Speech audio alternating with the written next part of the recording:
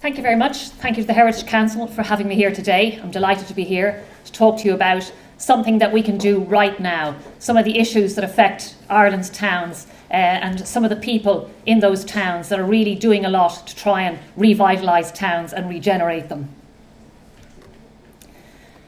I come from RGDATA. It's the Retail, Grocers, Dairy and Allied Trades Association, and I represent the owners of about 4,000 small shops, supermarkets, convenience stores and forecourt stores all around the country.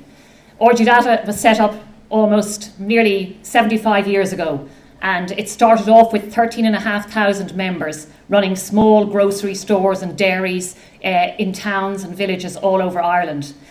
The whole market has changed. It's now called the convenience sector, and we still have very vibrant members in most towns and villages all over this country, still playing a very important role in retail. And obviously RGDATA and our members are hugely supportive of what the Heritage Council is doing here today, and listening to all the different groups here today. We want to play our part in regenerating Ireland's towns because we realise how important they are for our heritage, for our tourism, for the people who live in them, for the people who come and visit them, and making them places that people want to work, live, shop and visit is hugely important for all of us.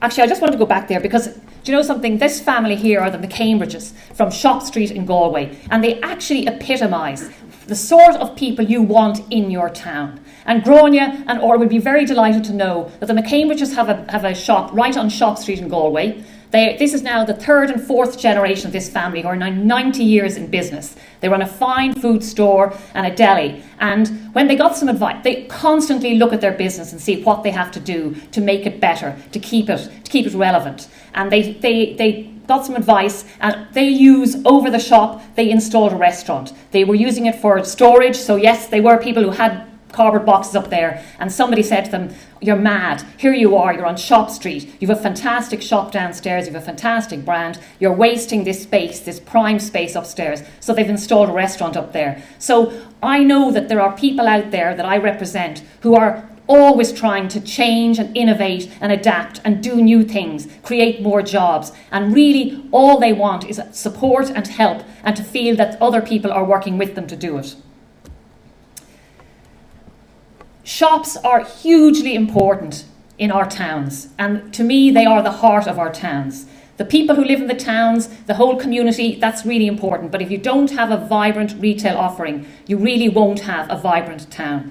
And the other key component is a good food retailer in your town centre is hugely important, because a good food retailer draws in that daily footfall. We all have to eat, we have to eat on a daily basis, and it's a purchase we make almost every day. And I'm delighted to say that from all the doom and gloom over the last few years that the internet was going to come in and sweep away bricks and mortar stores, I can tell you I've been at 2 conferences recently where there were gurus from the States and gurus from other European countries, and they say, hallelujah, bricks and mortar stores are back in fashion. And it's funny how things happen in retailing and things change, and particularly in food retailing. Online food retailing has not become a viable business proposition. It's too costly. You have to have pickers, you have to have delivery, you have to have delivery in a certain time scale. It's too costly. So people are back, the big companies are back looking at how we improve our bricks and mortar stores. There will be click and collect and those things, but the fact is that consumers still want to go in, see, feel and touch. They want theatre, they want entertainment, they like purchasing food in bricks and mortar stores. So there is a future for bricks and mortar stores, and they're very much the heart of communities. The other thing about shoppers, we had my members certainly have gone through, like everyone else here, some extremely difficult and challenging times during the recession.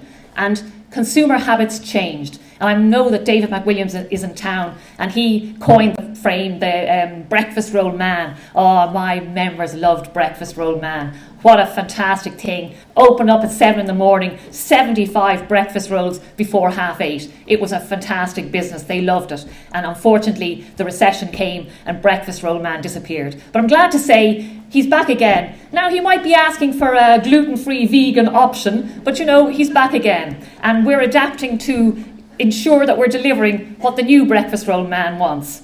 But the interesting thing there is that, you know, times have changed and consumers have changed, and the way they shop for food has changed. And in a way, we know they're never going back.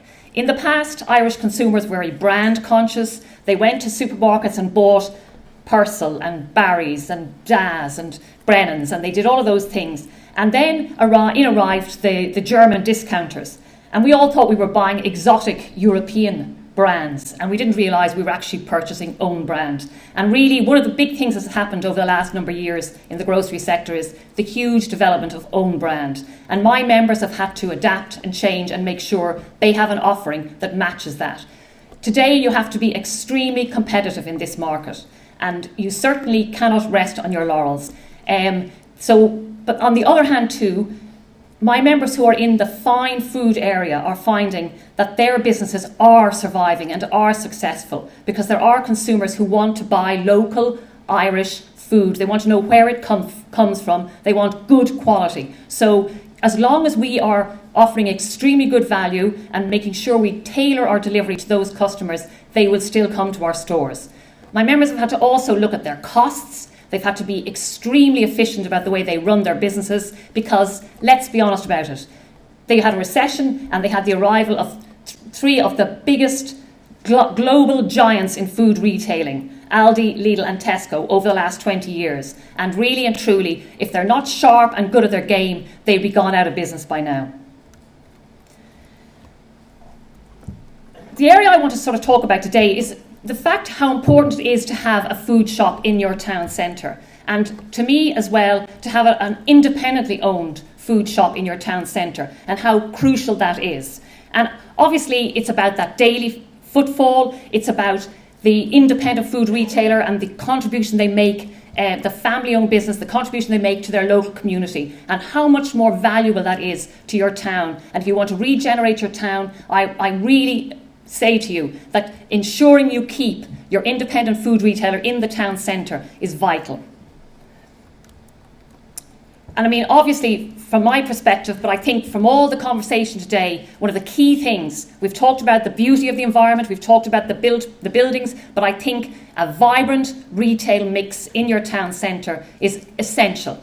And if you look at towns that have, and I mean, even the towns that have been named here today, Westport, Clonakilty, fantastic independent retailers bang in the middle of those towns, really engaged in their communities, really active with local producers, getting local produce out, selling it, and making sure they're as competitive and they're compelling and that they really have brilliant shops. And they're right in the town centres, which is so important to bring that footfall around all the other shops and create that ambience of the town centre. There's another family now in the second generation, the Nolans in Clontarf, and about to reinvest hugely in that store, which is a local community store in Dublin. And obviously then, if you don't have good retail in your town centre, if you don't have that daily footfall, a lot of the towns I hear about where things are not going well, one of the biggest issues is vacancies on the high street and particularly a lack of local independent shops. And I'm going to sing it from the rooftops.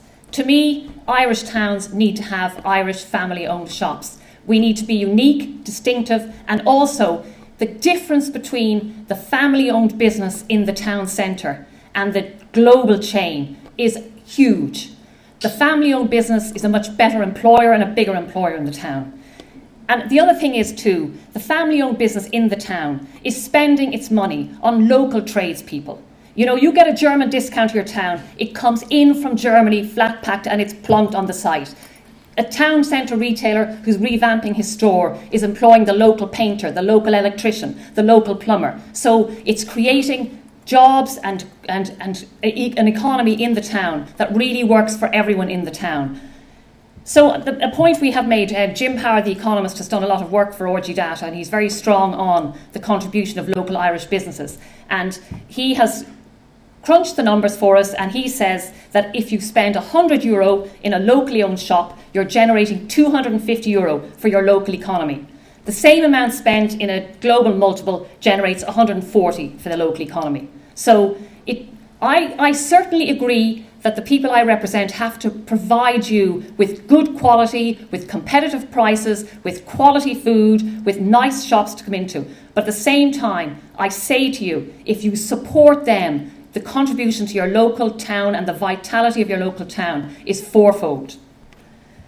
The other thing about my members too is that they are engaged in their local community and they are very active supporters of their local community. So I know you see the large and the huge amount of PR and spend by some of the big boys on what they do for Ireland and how local they are and what they spend in Ireland. Nobody spends more on Ireland and on local charities and on local causes than Irish family-owned businesses. And certainly when we talk to our members and we ask them what they're doing, you know, every member that I have, and I represent the owners of about 4,000 shops, every one of them has 10, 20, 30 local charities that they're constant supporters of and getting engaged with and involved with. So, you know, it's another added benefit of having family-owned Irish shops in your town.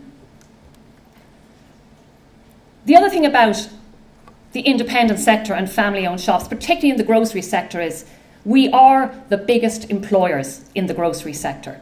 So when you think about your town and you think about the offering you want to have, it's really important to have an independent shop, because for our market share, we employ an awful lot more people than the likes of the Lidls, the Aldis and the Tesco's. And, you know, so that's really important in your town, to have jobs and good jobs that people can raise a family, long-term jobs. Our members have very good longevity, their staff stay with them.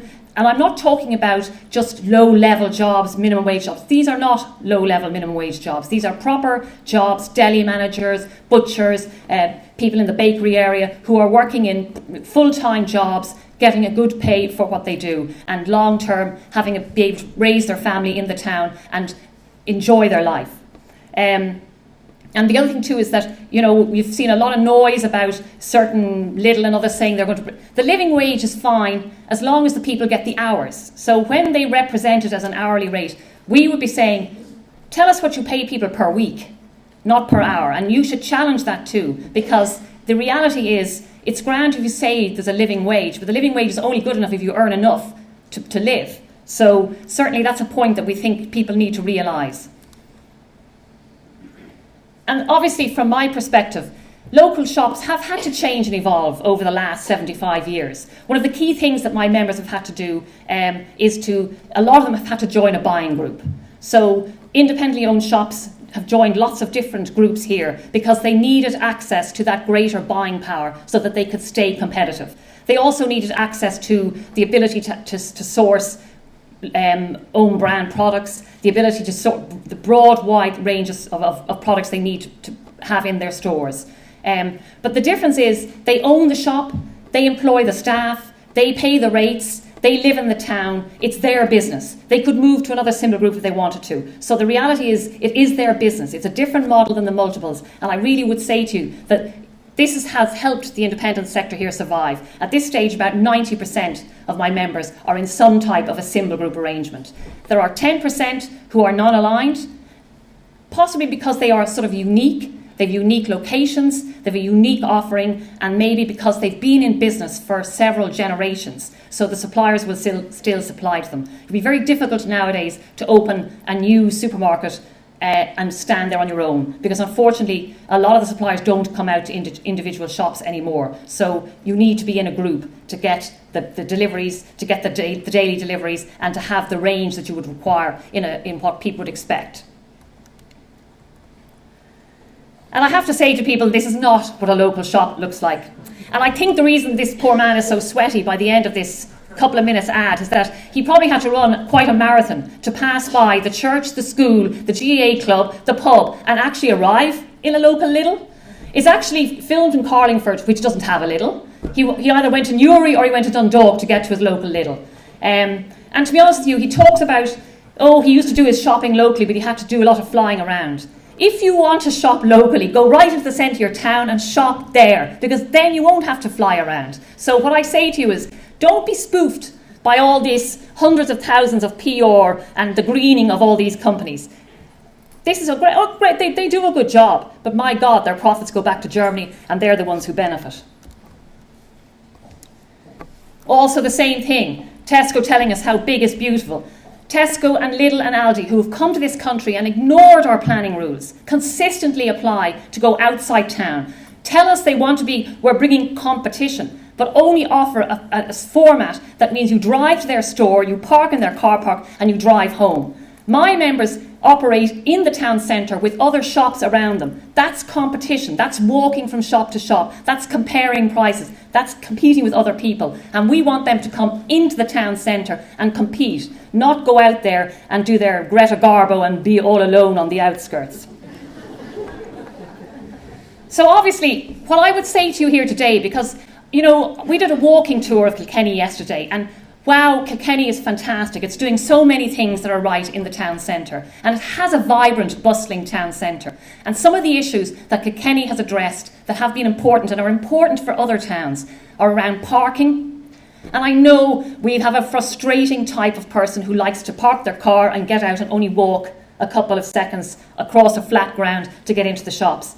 Some of these people, we're going to have to change their perception and put in multi-storey car parking. But Kilkenny is lucky in that it has a car park that once you're in, you can walk through a laneway and you're right up there on the main street. And that is important for a vibrant town centre. One of the issues we would have with a lot of local authorities and a lot of our members would say to us is about parking policies in Ireland's towns. And really, we believe that overzealous parking policies, too many tickets, too many parking attendants, pushing people out of the town centres. And unfortunately, what do they have outside the town but the big free car park around the big global multinational? What I'm asking you is to really consider your parking policies in town centres and try and adjust them. I understand it's a finite resource. I completely understand it has to be managed. Our members want people to come in, do some shopping and go home. They don't want them to sit there all day. So we understand that you need to have a system to make sure that that happens. But we really believe that there needs to be uniformity, that there needs to be grace periods of some format to let people pop in and do some business and pop out. We also believe, like, obviously, if you can get phone payment and things like that so people don't get caught or clamped or ticketed and then they get really annoyed and then they say, I'm never coming back in here again. So really, it's a little bit of thinking about outside the box to manage the resource but not use it to make money and forget that you're pushing people to the free car parking outside the town. Eamon said this morning that he didn't understand the Fianna Fáil policy about paid parking and making people the big free car parks pay. I absolutely understand it. I actually completely agree with it. I think if you have a parking policy in a town and you are charging people in the town centre, it should be parking policy throughout the area should be charged. Take the money and spend it doing something in the town centre to revitalise it or make it more attractive or safer or more beautiful. But, you know, if you have a parking policy that includes charging people, they should be charged wherever they park in the area. And if it's about charging people to go shopping, they should be charged wherever they go shopping. If you have free in one area and charged for in another area, you're pushing people to the free. And that's absolutely having a detrimental impact on the town centre. The other area, obviously, is we have RGDATA spent a lot of time and effort fighting to have proper retail planning guidelines put in place. And a lot of local authorities have spent a lot of time and effort putting together local area plans, putting together retail zones, sitting down and making plans about how the development in the town and in the county should progress. And I've been talking to people who are at this conference, and I am delighted to have met so many people who are so enthusiastic about revitalising our town centres. But I think it's in your power. We need to apply the rules that we have.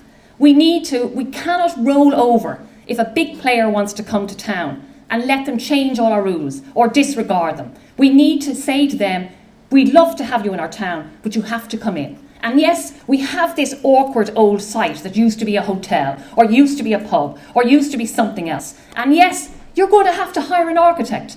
Tell them to go to Grania. She's brilliant at doing this. But we're going to have to put our foot down and say, you know, when they come and say, oh, but our box doesn't fit in your town centre and our big car park doesn't fit in your town centre, we have to get them to come in and be in the town centre, compete with the rest. My members have no fear of a discounter that comes beside them. because they know they can adapt their business and they can get the footfall, and between the two, they'll generate footfall, it'll be competitive. We do things really well, they do some things really well. The shoppers will come in and they'll come to both our stores. If you let them go off on their own outside the town with their big car park, the shoppers don't go to both stores, they just go to one store. And unfortunately, if it's a free car park, we all know which one they're going to pick. So obviously that's one key message, I think. We have fantastic plans and a lot of really good development plans, and we are inclined to let material conventions or disregard them, give planning permission. And I spend a lot of time going to An Bord Pleanála to try and get bad planning decisions overturned. And quite often An Bord Pleanála do a very good job. I'm glad we have an independent appeals board in this country, because quite often they overturn very poor planning decisions. And all of the reasons that we would give them as to why they should be overturned are upheld. So I would say that that's something that's in our control now, to apply the planning we have. And we've heard from really good experts here today about how important forward planning is and sitting together and making plans for our towns. But if we can do all of that work and then just disregard them in a moment, it's an absolute waste of time. So really, I would be urging you to please go back, look at the commitments made in the local area plan, look at the retail zones you've decided on, and tell these people, no matter who big or powerful or whatever they are, that they need to adapt their model to come in and fit into the place you said the town, the retail zone should be, or the shopping should be. I have a case study here of Ballinasloe, and I suppose I'm not going to dwell on it too long. There's plenty of good places we can talk about, and I don't really want to be negative today, because I actually think the whole point of today is to all work together to try and make things happen and really work together to make towns vibrant. But the things that happened there in Ballinasloe are some of the things I've been talking about. It was a vibrant market town. The challenges when 3 large stores are built, half a kilometre outside the town, big free car parking, very strenuous car parking charges in the town, caused huge problems. And now they have, 27 shop units with their shutters down. And the problem with these sort of towns is usually my member will be the last person standing because the food shop has the footfall. But when the food shop goes, that's the death knell for the town. And really and truly, you need to be sure that we're working together to try and keep that shop open and attract more diversity, other independent types of shops, other people who will benefit from the daily footfall driven by the food shop. So it's really important that these issues are addressed. And obviously, when I speak to members of mine, I spoke to them about coming to this conference, there are other towns. And there was a feeling that, we've got involved in things in the town, we've spoken, we've gone to meetings, we've spoken, but then nothing happened or they didn't listen to us. So I do think there's a message for all of us that we need to work together, local authorities, local business and the community. And I actually thought what Mary talked to us about today, I can see the point that a little bit of cajoling is required to engage the community. I can understand that maybe it is difficult. You put out plans or you put out submissions and you ask for public comment and you get very little. And I know that only since I got involved in RGDATA and got involved in the planning process, an awful lot of people are really scared of the planning process and scared of the, So I do think that, just posting up proposals on the internet or saying they're in the local library, I think we really have to reach out to the local community and drag them in and try and get them to engage in the way their local community should look, the way the businesses, where things should be, the way they want to use it. Because I think we get much better communities and much better engagement if we do that. But there is a fair bit of work, I think. I mean, obviously the Minister's talking about white papers and, groups and things. That's obviously to be very welcomed. But I think it's right down to grassroots level and engaging local people in their local town and local business owners in their local town. So and I'm not the only person saying this. The Minister herself pointed out the problem we have with this out-of-town development. Gráinne spoke about that spare tyre around us. You can think of places like Limerick and others where they call it the donut effect. And really and truly, we really have to reverse this situation if we want our towns to regenerate. You can read those yourself. I mean, it's, there's an awful lot of people who've spotted that this is an issue and needs to be addressed. Architects, retail publishers, others, all, making the same point. And I thought some of these were very good to illustrate what the local business people are saying and what they're feeling. And you can see there from, Stanley there and Abbey Leaks talking about having to have a grocery shop in the town. There's Owen McCambridge, who I showed you at the start, talking about reimagining the business every few years, getting together as a family and reimagining the business. There's a clothing retailer talking about the impact the multiples have had on them in Belmullet. But there's a good one at the end. I read this during the week that Oliver Plunkett Street in Cork, 111 independent shops, and they've sat down and come up with a plan. And they thought, you know what, we need to make ourselves like a little destination. We need to make ourselves a little place that people come to. We're a bit different, we're unique, we're quirky. And they've worked together and they have got themselves nominated for the Great Street Award 2015. And I just love this one about the hum of this street. That's what we all want. We all want our main street to be humming. And if we work together, I certainly think we can do that. So I'm not going to go too much into policies here because I think you've heard a lot from very qualified people about the sort of policies we need. And I think the Minister appears to be going down this street too. But obviously what we would like to, and we'd certainly play our part, and local businesses would love to get involved in this too. And I do agree that we need targeted policies. I do agree that we need some financial incentives to get people back living in towns. I can understand that the issues around that and how we get around those as a community. I think that the local authorities need assistance in the whole town centre management area. And if there's such passion amongst people here, if that can be addressed and harnessed, and if they can change that, I think there can be so much can be done. And I just want to say that yesterday when we finished our tour, we stopped in the Kilkenny Design Centre and we met Kathleen Moran.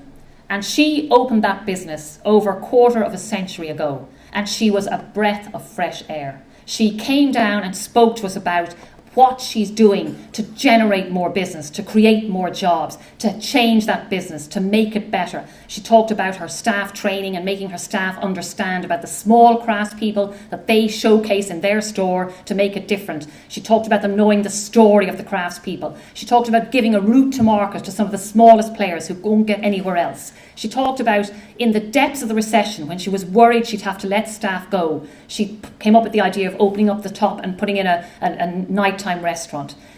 And this is a woman who's been in business for over a quarter of a century. She's exactly like a lot of the people I represent. They are very enthusiastic, they're very hardworking, they're always thinking of new ideas and wanting to try new ideas. And really, they are a huge asset to our towns and should be supported. Thank you very much.